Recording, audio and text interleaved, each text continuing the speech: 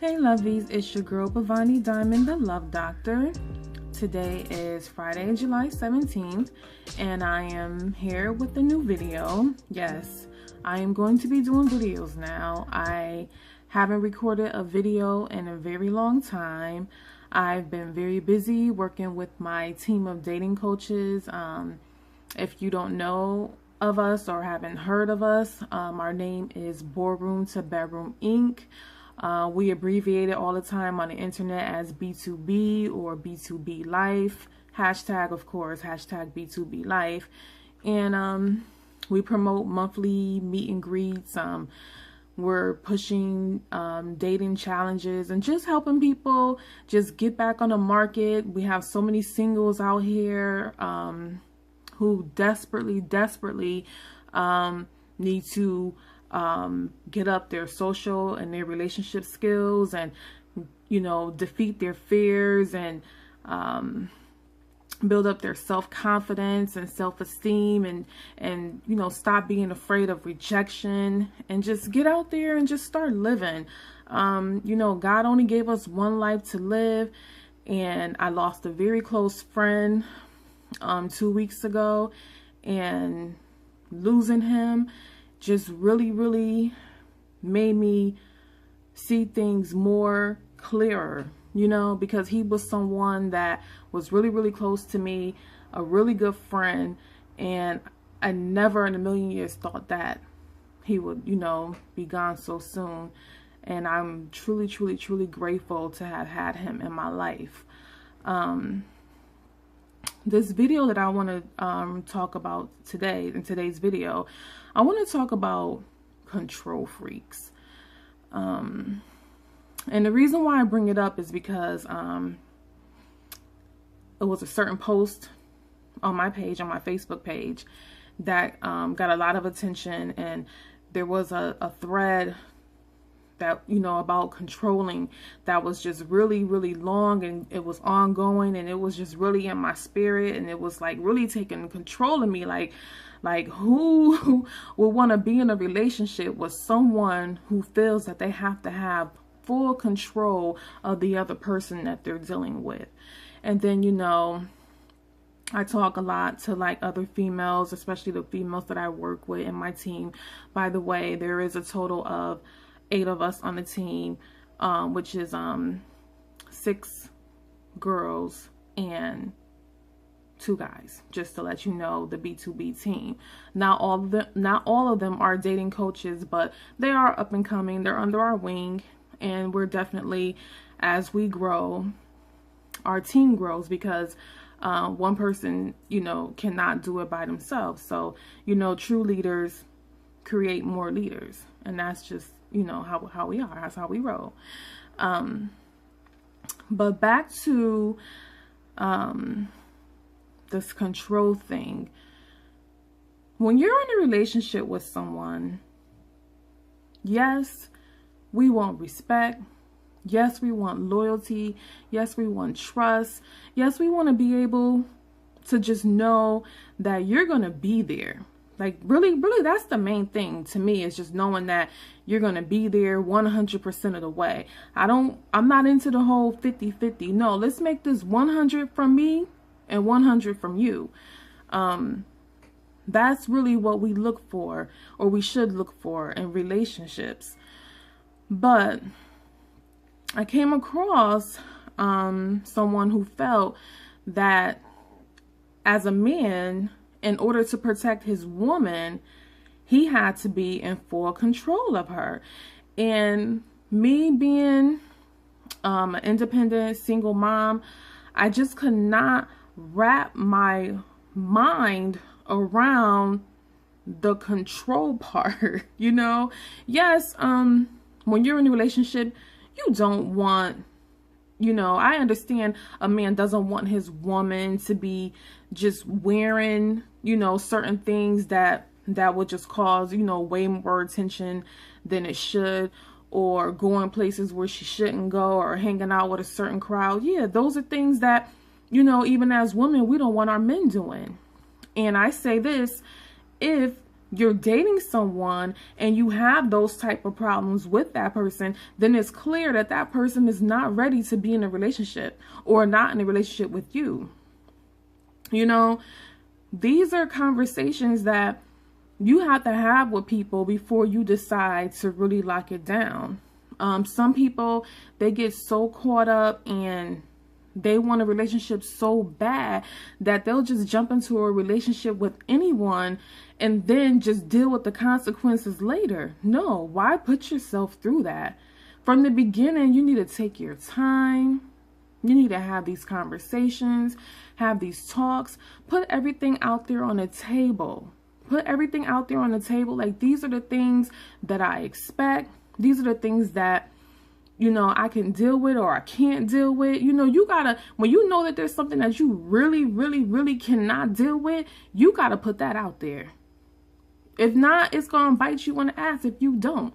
You gotta really tell people straight up from the gate what it is. You gotta tell them what it is. And when you don't do that, that's when you have all these relationship problems, because you're dealing with a person and you're just letting them just do what they want to do, come and go as they please, say what they want, do what they want. And then when the shit hits the fan and now you can't take it anymore and you start to say something, the first thing they're going to do is call you crazy, think that you're the problem. And in reality, you really are the problem, because you let it go for so long and you didn't say anything. You didn't stand your grounds from the beginning. You didn't set your tone from the beginning, you know? So now you have these issues where the two of you are bumping heads because you feel as though you're being disrespected, and the other person is feeling like, well, this is something that I've been doing, and then now all of a sudden you have a problem with it. When all along, you know deep down inside that you've been had a problem and you always had a problem with it, but because you were afraid to be alone, you decided not to say anything, right? So anyone that has been through relationships and had, you know, different types of experiences, you know where I'm coming from. But for those who are young and starting out, you know, this is a word of advice for you, so that you don't make the same mistakes those that came before you have made, you know, like me. So, fellas, never think that you have to control your woman in order for you to be happy. Never think that your woman has to make less money than you in order for you and her to be happy. Never think that your woman has to be on the scale of maybe 5 or 6 instead of a 10 for you to be happy, because you're afraid that other men are going to want her and see her. Okay? I can remember years ago when I was in my 20s, I've always been like a really flashy girl, you know, always like big hair and makeup and pocketbooks and shoes and all that type of stuff. And I met a guy. I met him out at a club and I was dressed sexy. So this is how you met me. And we started dating, and all of a sudden it was like, you get your hair done too much. But, you know, you spending too much money on your hair. So he didn't want me to get my hair done no more. All right. I had long hair at the time, so I started rocking ponytails. He told me I was cuter with my ponytail. A ponytail. So, I was rocking ponytails. Then all of a sudden, my clothes became a problem. I used to love to wear black. I still do. He didn't want me wearing black anymore. And, you know, there was some good things in it, because back then when I looked in my closet, it was basically like a lot of black clothes. So you know, he wanted me to start, you know, dressing more springy. All right, so that was cool. I was okay with that, you know, but it was to the point where I wasn't myself anymore. Like, I was just really like everything that he wanted me to be and dressing every way he wanted. Like, I really, to make a long story short, I looked like a cover of the JCPenney's magazine. Like, that's how I looked. And that's not the person that I am or the type of girl I am. That's not my style, you know? But,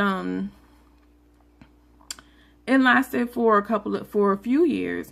And then it got to the point where I realized what was going on. I realized that I was in a controlling relationship and I just couldn't take it no more. So finally, when that relationship was over, my life really started to excel after that. And, you know, he was young at the time. I was young. So he probably didn't know any better. But what frightens me is that there are still some older men out there, like way past 20 and 30 and 40, that still feel that they need to control their woman. No one should be controlled. You know, and in a relationship, we come together to help each other. We're supposed to be compatible. We're supposed to look out for one another, hold each other down, have each other's back. I can't be your queen if you're constantly controlling me. I have to have a mind of my own so that I can make the right decisions to help you become a better man. I can't control you, because if I'm controlling you, how can you help me become a better woman? You know, like, it's a two-way street. We help each other. There's no controlling, just compatibility. That's it. That's all it is. So ladies, young men, if you're in a relationship right now and you feel that you're with someone that's constantly trying to run your life and tell you how to live it, you know, now there's, let me just backtrack. There's a difference in helping someone and guiding them and trying to show them a better way of living versus someone who's basically just telling you, no, this is what you're going to do. You know what I'm saying? Or no, you can't do that. It's a difference. There's a difference. So you just got to be able to know the difference. You got to be able to know when you're dealing with someone who genuinely cares about you and who is trying to help you become a better you versus someone who's stopping you from becoming a better you. Okay, I think that's a better way of putting it. But again, live your life. Be happy. Live your life together. You know, become one. No one has to control the other one. We are all individuals. God put us all on earth to serve our own individual purposes. And I cannot serve my purpose if I have someone dictating my life. You cannot serve your purpose if you have someone dictating and trying to run your life. That's not what God intended for us. Okay? And I'm just going to leave it right there. Going forward, if there's any topics that you want me to talk about, you can send me an email to askbhavani@gmail.com, and in the subject, just put real talk, and then that way I know that it's a topic that you want me to talk about. And your name will remain anonymous. Like I always say, names are anonymous with me. And I will make the video. I'll give you my 2 cents, 3 cents, 10 cents, my dime, my dollar, whatever you want, as far as how I feel about the situation. And I'll make a video and I'll post it for you, okay?